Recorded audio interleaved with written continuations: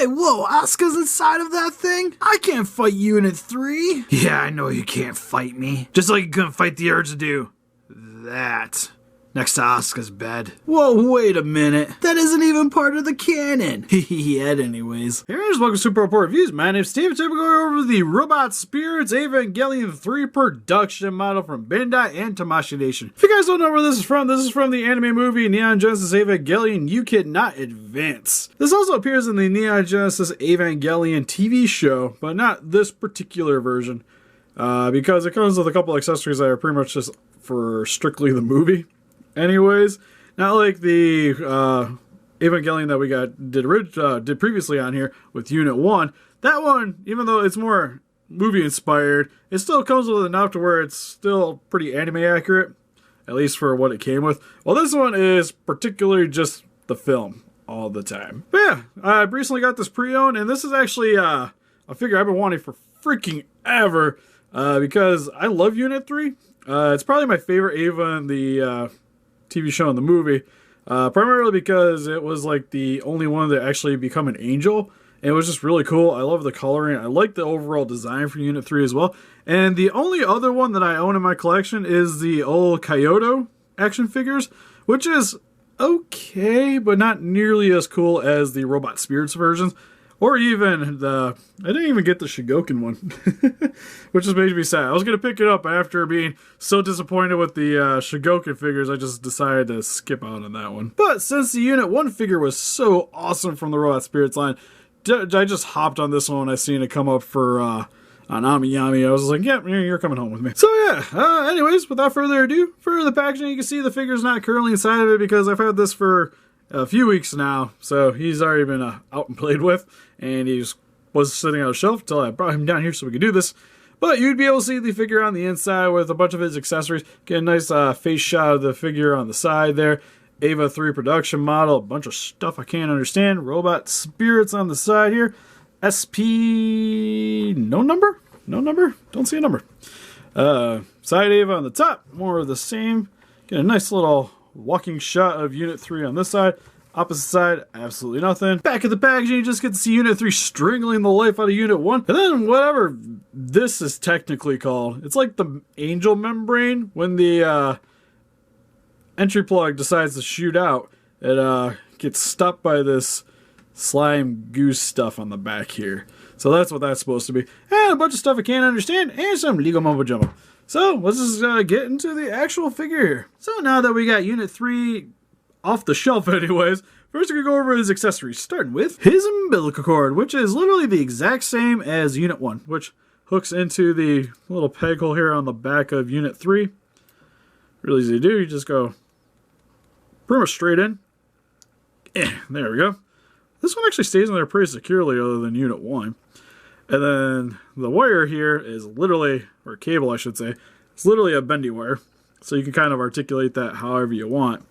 And the details for this is just a very deep bluish gray color. Got some little bit of red here for the cap sections. And some black plastic here for where the tube is connecting into the back. And some little rivet holes, stuff like that. But it looks really cool. Never going to actually display it with this one in particular because since majority of the time you saw him, he was walking around without it, so not really needed, or at least for me anyway, but still awesome that he comes with it. And then for his hands, I'm going to cheat a little bit in this video because his are really hard to get on, and I kind of worry about it with him being an older figure. I did a lot of pictures at the end with different hands, so definitely stick around to the end of the video if you really want to see them attached to this figure, but I will show you all the hands in this video. Which, the ones I have on him are the more static, loose hands, which are pretty much the general purpose hands for these Evangelions, which are good for like clawing, randomly running, stuff like that. Then he comes with a pair of karate chop hands. He comes with one trigger finger for his right hand. I had to think for a second, which I primarily would use this for if you want to have him posing with, say, the vibration knife is pretty perfect for this one. More or less, though, with majority of these hands, they're literally the exact same thing as what we got with Unit 1, just a little bit of a different color scheme because these are just gray with some gray, darker gray for the knuckles, and white for the little button nub. And then he comes with 2 fully extended hands for jazzing it up and high-fiving. 2 clenched fists for when Shinji will not get into his stupid robot. 2 trigger fingers for if you want to have him posing with a gun. Sadly, it doesn't come with one, but if you want to use the extra one with Unit 1 or any of the other accessories with the other units, these are what you're going to be primarily using. And 2 clutching hands when you need to strangle a mech. Next, we're going to go over his details before we get into his alternate appearance, which for his head sculpt looks awesome. Pretty much just like what you see in the film. Looks great. You got that little red plate on the front section of his face. Got his little red cheaty chin. Overall, it's not quite black. He's a very, very dark blue Eva with what appears to be a very bright green for his eyes, a little bit of white there for the section of the ears. You can articulate his mouth open in order to reveal his mouth with his white pearly teeth. Looks great. More or less, the body is the exact same shape as Eva Unit 1. It's going to be the same for a lot of the Evas. A lot of them are just mainly head sculpt slightly different. Except for he doesn't actually have the little plates here on the front of his chest. You'll just notice there's that little indentation with some blood red coloring there, which is the primary difference is this like top section plate. But for the rest of this, you get some white paint for the center section of his stomach. Blah, can't think today. Also get some striping here for his bicep on the shoulder pads, which mine are not the cleanest, which I kind of worry about over time. That the black kind of fades into the white a little bit. That's kind of what happened with my Kyoto one. So, a little bit of a bummer. I might grab it for comparisons. Not 100% yet. I still gotta dig that thing out. It's still been kind of cooped up from the move. On his arms here, you notice the little area here, which in the original show actually would have had the unit number there.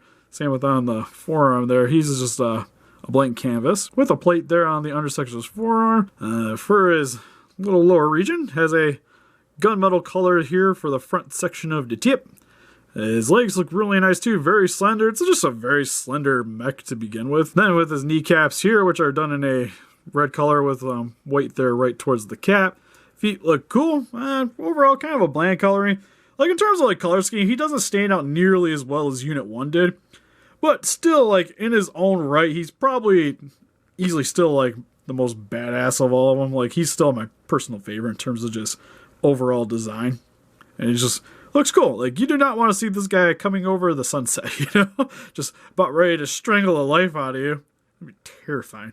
But for his back, get a lot of more gunmetal here for the plating of his spine. A little bit of red here for where his entry plug hooks into. Then you also have the little plate here for the top section of the entry plug. Looks really cool. A little bit of red here for some of the little rivet holes. You also get some gray here for the undersection of his neck. And some red here for the shoulder pads with some more white on the front tips. I do kind of wish you could actually store the knife in the shoulder pads. Like, that's the one cool thing out of those Shigoken figures that I got that I kind of wish they would have incorporated into these. I understand, but it would have been kind of neat. But yeah, that's pretty much it for his little details. Because for the most part, like we went over that Unit 1 pretty extensively. This isn't a whole heck of a lot different, but still like different enough to really merit picking up. And for his articulation, head can look up about that far, down about that far, which is pretty good range of motion. Can rotate all the way around. Mouth can move about that far down, so you get a really big roar if you really want to. Closes right about there. Shoulder pad really likes to pop out, but shoulder pads are on a ball joint, so you get some articulation at the top section here. Arms can go up about that far. Got to articulate them a little bit, but you can go inwards about that far. Can not technically rotate all the way around because the shoulder pad really likes to get in the way, but you get a lot of range of motion. Also have a swivel at the top section here, and then right at the intersection too. So a lot of play at the shoulders. Arm can bend in about that far, straighten up about that far. Nice rotation there. Rotation at the hand. Can also move up and down. For his waist, can look down about that far. So pretty crazy bends. Can straighten up about that far. Can't really wiggle side to side too much, but can rotate a little bit back and forth. Legs can go outwards about that far, inwards about that far. Really nice forward kick. You can also get it back pretty far, but you got to be kind of concerned that this likes to get stuck sometimes if you get it into weird angles. And that's a pretty thin joint right there, so just be kind of mindful when you want to get them in the crazy positions. But you also got a rotation here at the upper portion of the thigh. Nice double joint at the knee, but no real rotation. Then for the feet, can rotate side to side, bend forward and back. No real wiggle. Looks like it should wiggle. Yeah, it does wiggle. It's just super stiff on mine. And the toes have articulation there as well. Oh, I also want to point out, it has some details on the bottom of the soles. Didn't really pay attention to that. Some little bit of red there. So next, I'll show you guys how to fully disassemble this guy in order to get him into his, I'm just going to call it his final form. Or, as you guys might know, the form that he gets at the end of the conflict between Unit 3 and Unit 1. So first, we're going to remove the plate from the undersection of the form, which all you do is just grab at the center. Just pull straight down from the forearm. Real easy to get it out. There's a little bit of a lip here to keep the plate in there, but it's not too secure, so it's just good enough to keep it in there, but really easy to pop out. Then after removing the plate, you're going to want to line up the joint, and you're going to want to pull away from the joint. So it's pretty easy to do. I usually rotate it just like ever so slightly. Pops off pretty easily. And that shoulder pad, again, really loose on mine. And same for this one. Just kind of line it up how you need to. Cool. And you just pull that one off. And then for the shoulder pads, you're just going to want to pop these off the ball joints. And then finally, we're going to take our top here for the plate for the entry plug. And we're just going to slide it up and remove this as well. And then you take our Angel Parasite Infected plug thing. Yeah, stick it right here. You'll notice there's a little elongated peg. Goes right into the hole there. Just line it up. Push it on. Good to go. Looks kind of weird because it's just like translucent blue plastic. You can see the entry plug sticking out on the back. Overall, like, it looks okay. It's probably, honestly, the most disappointing thing about the figure. You can see there's a little bit of detail out there. But, like, on my other one, it was kind of cool. Where it had, like, weird little green stuff going all over the top of the entry plug. Looks sweet. This just kind of looks like a blue mess sitting on the back. Like, it's cool enough. Like, I'm not going to really knock it. It's just not as neat as it probably could have been. Then for each of the arms, you're going to want to insert the plates on the undersection of the forearm, where you just pretty much just line it up. You're going to want to make sure the white section is facing towards the hand. And you just pop it in. Real easy to do. You're going to want to do the exact same thing for the opposite arm. And then, next you just slot these into his arms. Just be a little bit careful because his shoulders do like to pop back up, but you just kind of just go straight in. Try to keep the peg going at an angle. Slides right in. And it stays in there pretty securely. One of these is slightly tighter than the other. Oh no, okay, I guess they both going pretty easy. And then for his arms, you just peg these into where we had the shoulder pads. And then these are actually articulated, so you can shift this little part up and down in order to get it into there. But you're just going to put the ball joint into the hole here. Push it in, and then you just have it resting on top of his shoulder. Do the exact same thing to the other side. And then bam! Got us a spider, Ava! Well, I guess it's more like an ant. I don't know. It's not an arachnid, it doesn't have 8 legs. And then once you get his extra little arms attached to his shoulders, look terrifying. Kind of gives him like a bug kind of appearance, especially with the elongated arms, which look really sweet too. That was actually included on my old Kyoto figure. You could actually swap out the arms in that one too, which is really awesome. The only thing is I kind of wish they were maybe a little easier to put in. Like, I always get super terrified when having to mess around with joints outside of the hands. And even the hands kind of scare the crap out of me. So personally, like, outside of this review, this actually is probably going to be the way I'm going to have mine displayed. Because I don't have one in particular that has the extra little arms, which is really, really cool looking. It's, I don't want to talk about it too much in case you guys haven't seen the movie, but yeah, he gets human-looking arms. That's all I'm going to say. But for the human-looking arms, you have some blood red here for the bicep area coming up into the elbow, and then the rest of it is just normal human arm looking thing. You only get a pair of clenching hands for gripping, which were what Unit 1 came with for ripping open the AT field. He gets a standard pair of fleshy ones.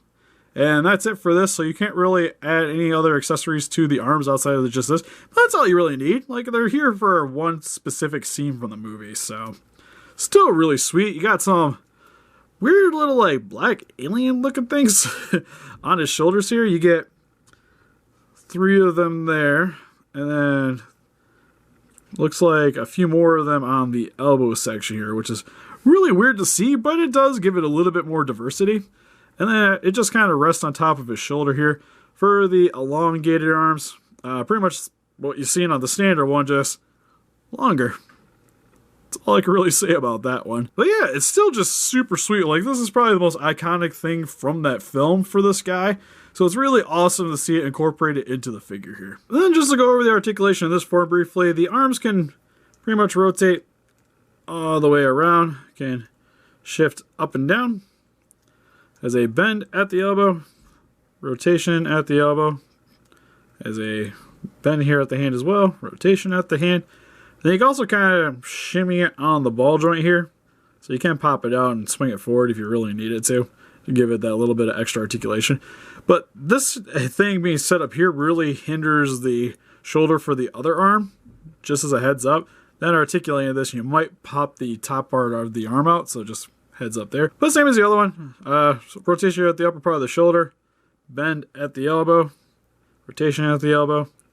Then rotation at the hand. And also a bend. And for some quick comparisons, here we have the Robot Spirits Unit 3 compared next to some Revoltech Evangelions. Yes, I finally have some Revoltechs. With the mass production EVA from the end of Evangelion. And Unit 5 from Evangelion, the second film, You Cannot Advance. And here is some Bandai Tamashii figures with the other Robot Spirits figure that I own from Evangelion, Unit 1. And the SH Monster San Diego Comic-Con exclusive Exploding Godzilla. And here is compared next to the Next Edge Evangelion Unit 1 and the aforementioned Kyoto Unit 3, which was still like one of my favorite figures for the longest time, because I've had this guy since... 2004? I want to say it was like I just graduated high school and I was really trying to... I seen these guys on eBay and was like begging my mom to pick them up. And were like the best EVA figures I had for flipping ever. Until like they got a little bit outclassed in terms of detail. I really still wish I need to find somebody that can like repaint these guys for me so bad. But that'll be for another time because I'm kind of short on cash right now. And finally, here he is compared next to the NECA GMK Godzilla and the Solo Shigoken Evangelion Unit 1. So overall with the Robot Spirits Neon Genesis Evangelion Unit 3, I really like this figure in the end. The details on it are awesome. I overall enjoy all the accessories that it comes with. I wish with all the hand accessories though, maybe it came with some random weapons. But what it comes with is definitely good enough for what you see in the movie, like easily. And it is nice that they gave you the extra hand so you have more options with the other Evangelions. So the more that you have, definitely the more playability this figure has. But I have a hard time recommending him over Unit 1 because Unit 1 does come with quite a bit of stuff. While this guy is more from a specific scene from a movie than just being a overall general figure for you. But I will say this is hands down the best Unit 3 that I have, which isn't that many, but definitely trumps what I got here. Heck, he trumps the majority of the other Evangelion figures that I own too, to be honest, other than Unit 1. But if you guys are just a big fan of Unit 3 and the Evangelion movies, then he's easily a solid buy if you guys can pick him up for a reasonably priced. I got mine for about 40 bucks used, which I think is perfectly fine for this. I see him like on Amazon for around 80. Which that's definitely pushing it, especially when this guy was like 30 bucks when he came out, like a little over $30. But because of supply and demand, it's definitely going to go up, of course. But if you could get him for within, I'd say, around 50 bucks, definitely go for it. But what do you guys think? You guys own the Robot Spirits Unit 3? What's your favorite Evangelion? Or is Full Metal Panic just more your thing? Please let us know in the comments. Look closer picture of this guy on our website if you want to click the link description below. We also have a Patreon account if you guys would like to help support the channel, also down in the description. And help us defeat those kaijus by hitting that like button, subscribe, become a ranger today, and see you guys in the next video. Bye-bye.